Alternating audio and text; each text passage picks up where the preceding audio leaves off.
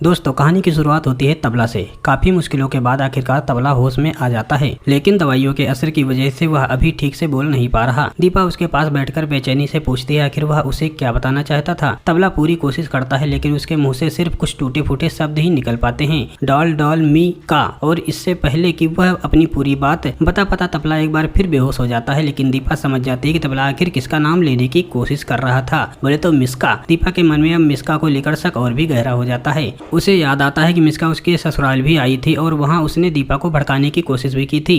अब दीपा को लगने लगता है कि तबला शायद मिस्का की किसी बड़ी साजिश का सच जानता है, और अगर ऐसा है तो मिस्का का असली चेहरा सबके सामने लाना ही होगा। दूसरी तरफ सूरज के घर में एक नया ड्रामा शुरू हो चुका है। लावण्या सूरज को कुछ दिनों के लिए विदेश जाने के लिए तो कहती है, ताकि वह अपने मानसिक तनाव और हालात से बाहर निकल सके। मिस्का इसी मौके का फायदा उठाती है। वह सूरज के साथ विदेश जाने की बात करती है और अचानक अपने दिल की बात कह देती है, तुम्हारे लिए मैं तुमसे शादी करके पूरी जिंदगी बिता सकती हूँ। मिस्का की ये बात सुनते ही सूरज का गुस्सा 7वें आसमान पर पहुंच जाता है। वह साफ कह देता है, मेरा दिमाग खराब नहीं हुआ है, मैं शादीशुदा हूँ और मेरी पत्नी दीपा है। सूरज की बात सुनकर लावण्या उसे समझाने की कोशिश करती है। वह कहती है कि दीपा उसे छोड़कर चली गई, उसने शादी की कोई जिम्मेदारी नहीं निभाई, फिर वह कब तक उसका इंतजार करता रहेगा। लेकिन सूरज इस बात को मानने से के लिए तैयार नहीं है। माँ बेटे के बीच बहस बढ़ जाती है। गुस्से में सूरज कह देता है कि अगर वह दूसरी शादी कर भी ले तो दीपा को आखिर क्या ही फर्क पड़ेगा। लेकिन सूरज शायद खुद भी जानता है कि उसके दिल में आज भी दीपा के लिए कितनी जगह बाकी है। इधर दीपा अपनी जिंदगी को संभालने की कोशिश कर रही है। वह एक साड़ी की दुकान पर काम कर रही है।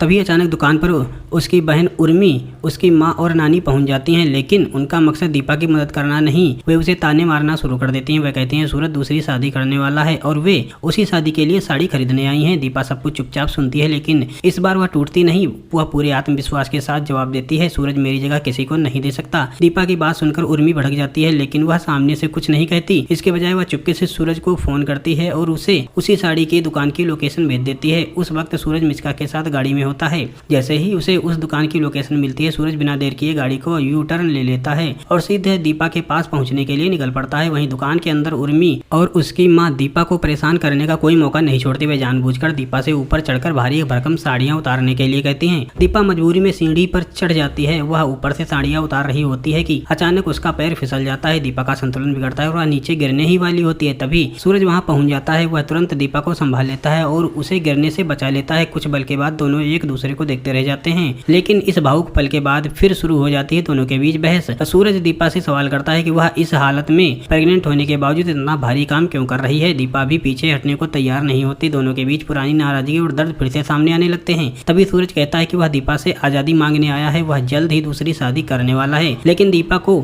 सूरज की इस बात पर जरा भी यकीन नहीं होता। वह पूरे विश्वास के साथ कहती है, तुम कभी दूसरी शादी नहीं कर सकते। दीपा की ये बात सुनकर सूरज का गुस्सा और बढ़ जाता है। वह दुकान में रखा सामान इधर उधर फेंकने लगता है। हंगामा इतना बढ़ जाता है कि आखिरकार दुकान की मालकिन भी वहां पहुंच जाती है। दुकान का पूरा माहौल देखकर वह भड़क उठती है और सूरज को तुरंत दुकान से बाहर निकलने के लिए कहती है। लेकिन अब सवाल यह है, क्या सूरज सच में दीपा से अलग होकर दूसरी शादी करेगा? आगे की कहानी जानने के लिए वीडियो को लाइक और चैनल को सब्सक्राइब कर दीजिए। धन्यवाद।